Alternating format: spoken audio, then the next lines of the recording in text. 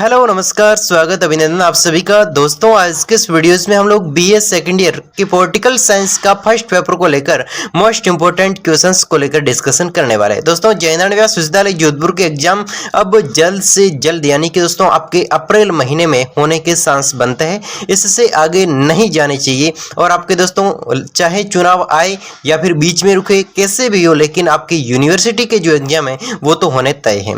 इतनी तो संभावना बनती है दोस्तों, ये संभावना जताई जाती है। बाकी जो डिसीजन लेने का कार्य है वो जेएनयू खुद करती है ना। चाहे वो एक बार तो नोटिफिकेशन जारी कर लेती है कि वास्तव में हमारे जो एग्जाम है वो अप्रैल में हो जाएंगे, लेकिन अप्रैल में होने तो तय उन्होंने किए, केवल घोषणा की है, लेकिन उनको लागू तो नहीं किया, घोषणा की है। लेकिन बात ये रहती है कि यहाँ पर जो एग्जाम होंगे वो अप्रैल महीने में या फिर मई महीने में उनके हिसाब से, उनकी मर्जी के हिसाब से वो करवाएंगे। लेकिन ज़्यादातर जो संभावना बनती है अन्य यूनिवर्सिटी को देखते हुए ज़्यादा संभावना बनती है तो वो बनती है दोस्तों अप्रैल की, है ना। तो दोस्तों आप अपने तैयारी को लगातार देते रहिएगा, तैयारी को धार देते रहिएगा। तो आज के इस वीडियोज़ में अनेकों में से एक सवाल यानी कि छोटे छोटे अनेक सारे सवाल दे रखे, उनमें से कुछ एक इंपॉर्टेंट क्वेश्चंस है तो उनको मैं इस वीडियोस में समझाने की कोशिश करूंगा।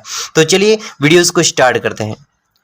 दोस्तों हमारा फर्स्ट इंपॉर्टेंट क्वेश्चंस बनता है, देखिए तुलनात्मक राजनीति का जनक किसे कहा जाता है। सवाल एग्जाम में पूछा जा चुका है 2 वर्ष पहले। तो अरस्तु को तुलनात्मक राजनीति का जनक कहा जाता है। अरस्तु है वो यूनानी दार्शनिक था। किसको कहा जाता है तुलनात्मक राजनीति का जनक? दोस्तों आपने भले ही एक बार पढ़ा हो, लेकिन एक बार रिविजन आपको ऑनलाइन करवाया जा रहा है तो आप कीजिएगा और अंत तक देखिएगा इसको, ताकि क्या है कि इंपॉर्टेंट क्वेश्चन है उनको मैं समझा लूँ फटाफट। तो अरस्तु को तो कहा जाता है क्या, तुलनात्मक राजनीति का जनक कहा जाता है। तो अरस्तु ने ही तुलनात्मक राजनीति को ठोस आधार प्रदान किए। क्यों कहा जाता है दोस्तों? अगर ऐसा सवाल आता है जनक किसे कहा जाता है और उसमें आप अरस्तु लिखकर छोड़ दोगे तो दोस्तों उसमें जो नंबर मिलेंगे उनमें नंबर पूरे, यानी कि अगर 1 नंबर का सवाल है तो 1 नंबर पूरा नहीं मिलेगा। यानी कि इस अरस्तु को तो तुलनात्मक राजनीति का जनक या फिर पिता कहा जाता है। लेकिन क्यों कहा जाता, उनको भी 30 लाइनों के अंदर उत्तर को पूरा करना है, ठीक है। चाहे तो 20 शब्दों के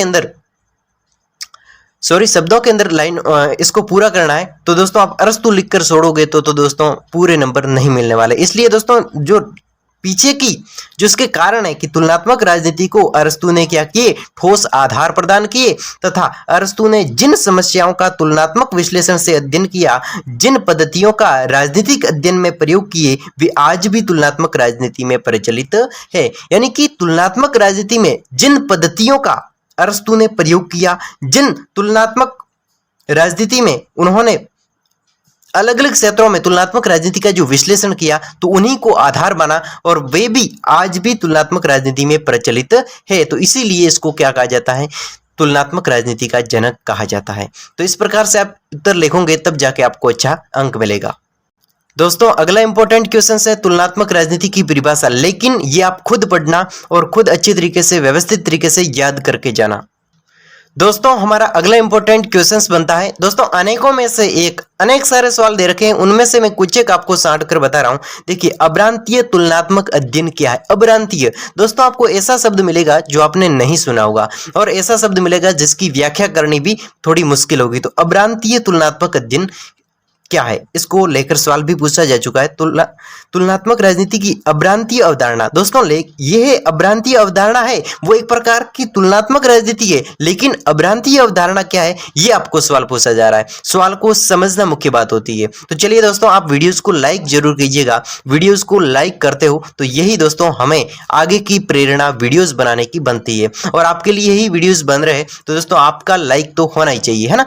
तो इसी के साथ में तुलनात्मक राजनीति की अभ्रांतीय अवधारणा को हमने वैसे पिछले वीडियो में भी पढ़ा है, आपने नहीं देखे प्लेलिस्ट बन चुकी है 2023 की, तो उनमें भी इसको हमने पढ़ाया कि इस अवधारणा यानी कि अभ्रांतीय अवधारणा के समर्थकों के अनुसार, अभ्रांतीय अवधारणाओं के जो समर्थक है इनके अनुसार इस तुलना द्वारा विभिन्न देशों की राष्ट्रीय सरकारों की तुलना वर्तमान तथा भूतकालीन राष्ट्रीय सरकारों की तुलना करके ही ऐसे सामान्यीकरण संभव होते हैं जिनके द्वारा भूतकालीन राष्ट्रीय सरकारों की तुलना करके ऐसे सामान्यीकरण संभव होते हैं जिनके द्वारा हर सामान्य व विभिन्न व्यवहार को समझाया जा सकता है। यानी कि दोस्तों ये जो अभ्रांतीय अवधारणा है, राजनीति विज्ञान की अभ्रांतीय जो अवधारणा है, इनमें क्या होता है कि इस तुलना द्वारा यानी कि अभ्रांतीय अवधारणा की तुलना द्वारा विभिन्न देशों यानी कि अलग अलग देशों राष्ट्रीय सरकारों यानी कि अलग अलग देशों की जो राष्ट्रीय मुख्य केंद्र सरकार है उनकी तुलना अलग अलग देशों की केंद्र सरकारों की तुलना और वर्तमान तथा भूतकालीन राष्ट्रीय सरकारों की तुलना करके ही ऐसे सामान्यीकरण संभव हो पाते हैं। तो वही क्या होता है, अभ्रांतीय जो अवधारणा होती है वो बड़े बड़े देशों जैसे कि अलग अलग दो, अमेरिका एक देश है और एक भारत देश है, इन दोनों की जो मुख्य केंद्र सरकार है इनके बीच में जो तुलनात्मक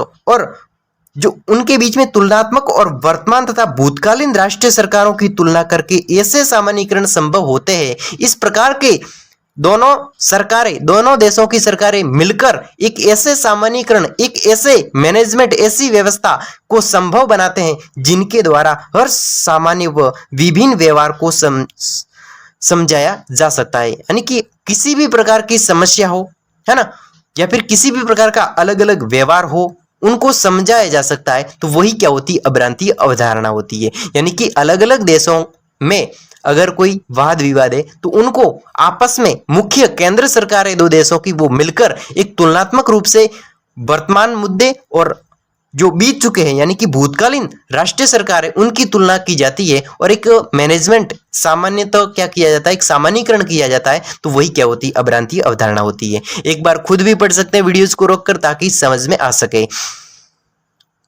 दोस्तों अगला इंपॉर्टेंट क्वेश्चंस बनता है, इनको आपको खुद पढ़ना है। क्या करना है, खुद पढ़ना है, क्योंकि ये भी समझा चुके हैं लेकिन आप खुद पढ़ोगे तो भी समझ में आ जाएगा। देखिए, तुलनात्मक राजनीति के अध्ययन की कोई एक उपयोगिता बताइए। तुलनात्मक जब हम राजनीति का अध्ययन करते हैं तो इससे हमें क्या फायदा मिलता है, इसके तुलनात्मक राजनीति के अध्ययन से हमें क्या उपयोग, हम इसको किसके उपयोग में लेते हैं, इससे हमें क्या फायदा मिलता है या फिर इसका महत्व क्या है, सवाल से हमें दोस्तों खुद पढ़ लीजिए।